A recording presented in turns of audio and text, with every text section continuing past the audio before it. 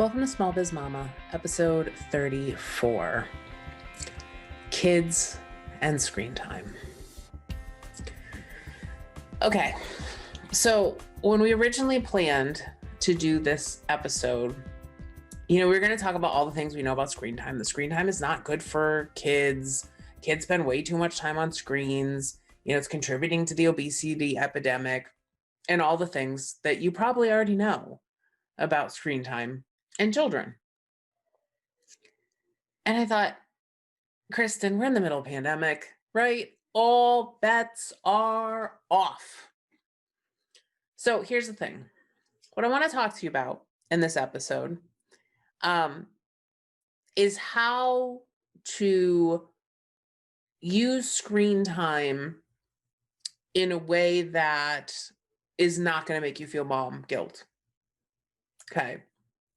I'm going to talk about some tips and some tricks that we use with Eric. Because here's the thing, like you're gonna have screen time. We are all stressed to the nine. We all have way too much on our plates. And the last thing that we need is to feel guilty if our kids are watching a little bit of TV, right? Yeah. So what we try to do is we try to minimize continual screen time. Now I would say that Eric will have days that he does not watch any TV at all. He will have days that he watches more TV than, I'm probably comfortable with. But I would say most days we probably do less than 30 minutes of TV. And so you're probably thinking, like, how on earth? Like, how do you get that? So one thing that we've done is we've really sat down and said, okay, what do we need TV to do? Right? Like, what is the purpose of putting Eric in front of the TV? So sometimes it's, we want him to learn things. Sometimes it's, it's so that he can get music. Sometimes it is so that we can just empty the dishwasher, right? Do you have those days? Yeah. Okay. I get you. So we just say, okay, what is the objective of, using a screen? And then we say, what can we do instead of that? Or how can we minimize that? And so here are some things that we do. Like Eric loves to color. Okay. So I will print out, and there's lots of free resources online for coloring sheets.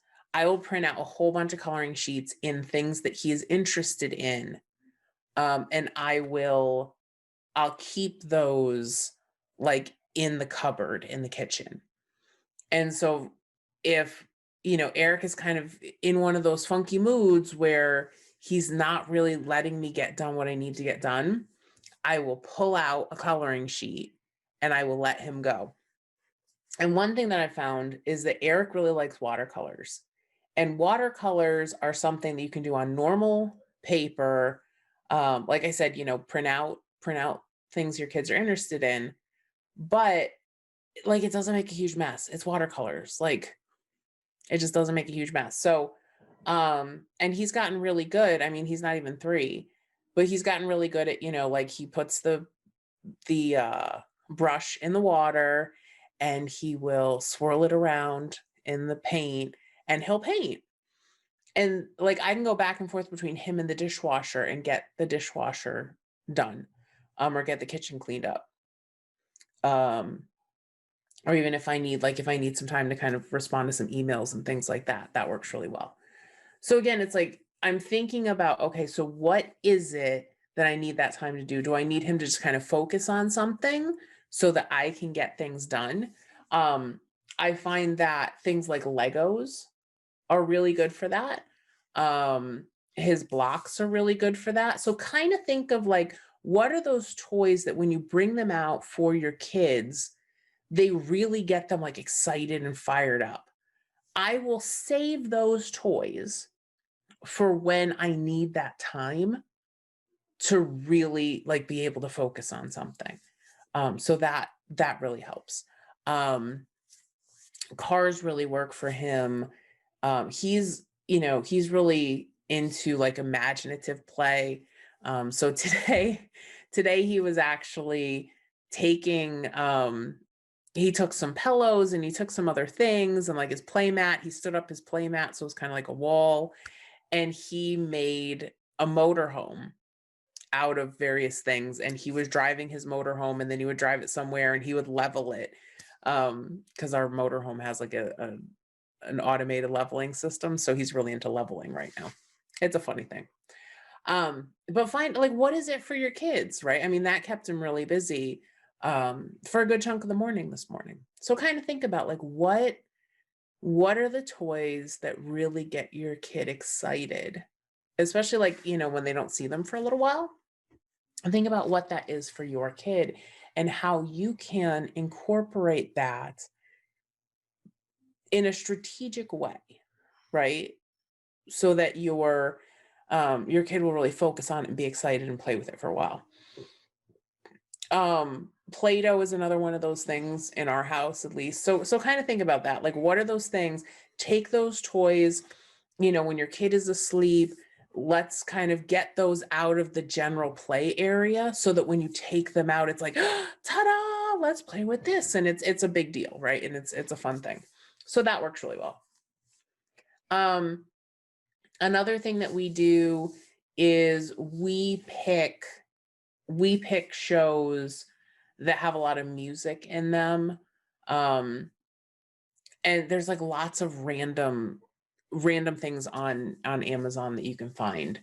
Amazon pulls a lot of like the best kids stuff from YouTube and will put it on Amazon Prime. There are also a number of shows that just have a lot of music in them. Eric is a big fan of Fraggle Rock, which we have on DVD, and he loves the intro. The thing that I like about shows that have a lot of music, and you'll tell, like, if you expose your kid to a whole bunch of these different shows, like Eric cannot make it through an episode of Fraggle Rock without getting up and running around and dancing to some of the songs in the show. So that's really cool. And so if you can find TV shows, or you can find video games that involve a lot of movement.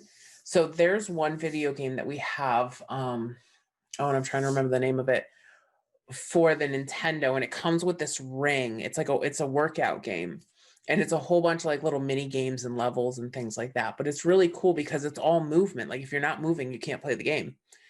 And so if you can find experiences like that for your kids that will keep them moving and keep them going while they're in front of the screen, then that's a really cool thing to do too. We try not to do screen time right before bed because it can interfere with sleep. So typically, unless something's going crazy that day, we try to end screen time at around usually before dinner. Okay. Sometimes if it's like a Saturday night or something, we might break that rule, but typically before dinner, that's the last of the screen time for the day. We do screen time a little bit, so we don't watch a lot of long movies, or we don't watch a lot of episodes back to back to back to back. We'll kind of do is like, and I love like Netflix has a whole bunch of series now that like each episode is like 11 minutes long. So that's great. It's like you watch an episode, you kind of run around a little bit, you play with something, you kind of distract them with with something else that they have. And then maybe go back to it later, but it kind of helps break things up a little bit. The thing I find with Eric is that he will go into like zombie mode in front of the TV. And I'm sure you've seen this with your kids, that they're just kind of like staring at the screen. And, he's not really talking. He's not really um, interacting with it. He's not singing songs. He's not getting up to move around. Like then I know like, okay, we're done. We're done. And so I look for that, with Eric. Now I know some of you that have older kids and your kids are either full-time remote school or part-time remote school. Um, I would really encourage, and I'm sorry, but like I teach in college. Okay. That's one of the things I do. Um, my college kids have a hard time sitting in a room for, a 2+ hour class. I can't imagine these kids trying to do this. And so I would really encourage you, even if the school's not doing it, make sure that you work in breaks, make sure that your kids get time outside. I don't care how cold it is, if unless like it is so cold that frostbite is an issue, um, bundle up your kids for a little bit, take them outside, let them run around a little bit in the fresh air. Um, it's not good for our kids to be schooling this way. Um, I know we don't have a lot of options right now, but I would really encourage you, even if the schools aren't doing it, take some breaks, get away from the screen. Um, if it's something you're concerned with, talk to the school about it, talk to the teachers. Um, but I'm seeing more and more of my friends say, you know what, we're gonna do half the school day, or we're gonna do part of the school day, and then we're gonna kind of break away from that and maybe do some reading and do some other things. But that much screen time is too much, for my kid. And that's ultimately like what you have to do, right? Is you have to say, okay, what am I comfortable with as a parent? And give yourself some grace, because there are going to be those days um, where you need to do a little bit more, right? You need to do some more screen time. You need to do something. Typically Jeff and I will reserve that for like days if we don't feel well. If one of us doesn't feel well and the other one really has things they have to get done, that's a good use of that time. Okay.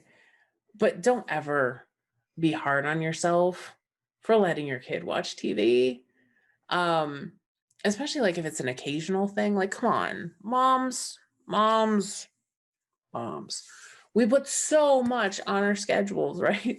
I literally said to, a group of women that I'm in a chat with, I'm like, why? Why does it seem like there are never enough hours in the day? Right? We do this to ourselves, right? And then we kind of drag our kids along with us. And I'm totally guilty of this. I do this too. This is why this is Confessions of a Small Biz Mama. Okay.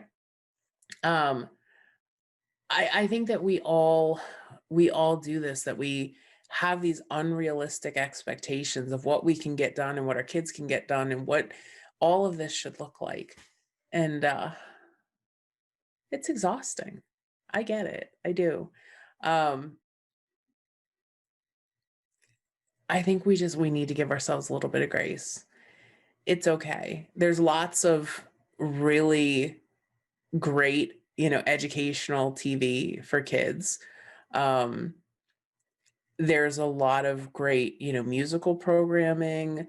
Um, there's just, there's good stuff out there, and nice short episodes, to keep kids engaged. Don't be hard on yourself. Just don't. Um, there, I will be honest, there are times I'm just like, okay, you know what, mom needs like 5 minutes. You want to watch some Thomas? Okay, awesome. Let's go do that. And it's okay. It is all right. Eric is not permanently damaged because he watched some Thomas. I might be, but Eric's just fine.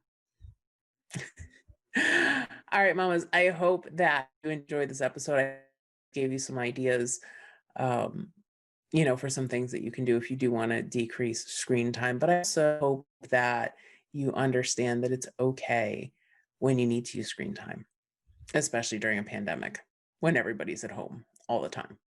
It's all good. All right. Thank you so much for listening to this episode. Please, please, please, if you want to help us, share with your friends, let them know about the podcast. If you see one of our posts about a podcast episode, share it on your timeline. Let people know that you're listening. That really helps us find new listeners. And so share a post. That would be amazing. You can go to smallbizmama.com. You can, if any of the episodes really resonate with you, share that episode out using our social share buttons. All right, mamas, thank you so much. Take care of yourselves and take care of each other. And I will see you soon. Bye.